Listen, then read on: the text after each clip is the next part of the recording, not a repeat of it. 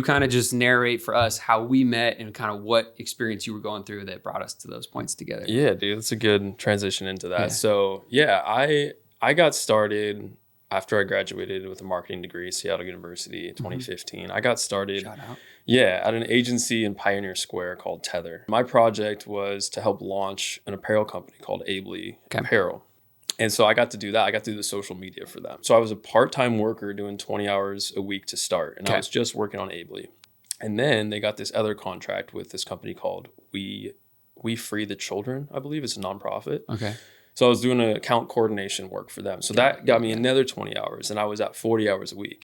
That was like the launch of my career. I stayed there for like 10 months or something. One day I just got fired because that's the agency life. I was just, I didn't have a job. You're unemployed. Yeah, I was unemployed. I was like, damn. So eventually I got an agency hired me as a full-time employee, Green Rubino. And so I worked there for about a year and a half or so. Abley came knocking on my door when I was at Green Rubino, and they're like, hey, you did great work to you for personally? Us. Me personally. Okay. Yeah. So I'm like, okay, I got this full-time job, but I think I could do that on the side. They wanted me to manage their social media channels. Okay.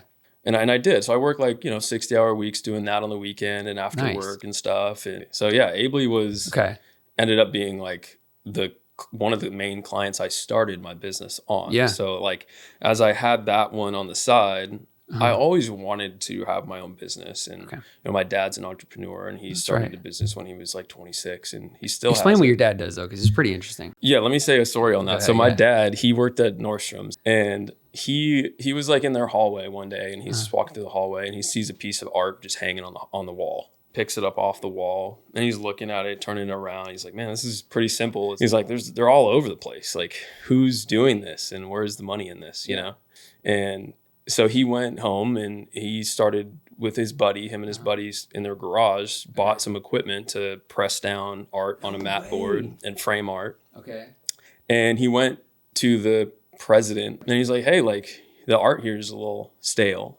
I have a company on the side that I do and we make art. Can I, interest you in like maybe, revamping some of this art? Yeah. And he gave him a contract. He gave him a contract to do like, I think all the art in the hallways of the Bellevue and stuff. Yeah. Dude, have you ever laid that over with your story? Like the fact that your dad transitioned from his employer, let's just say. Oh, that's interesting. I've never even thought about that. To making it his first client and basically you did the same thing. I mean, it was through the contractual lens, but like basically the same thing. That's pretty cool, dude. Yeah. I've never laid that over. That's pretty cool. Yeah, I never put that together. Okay.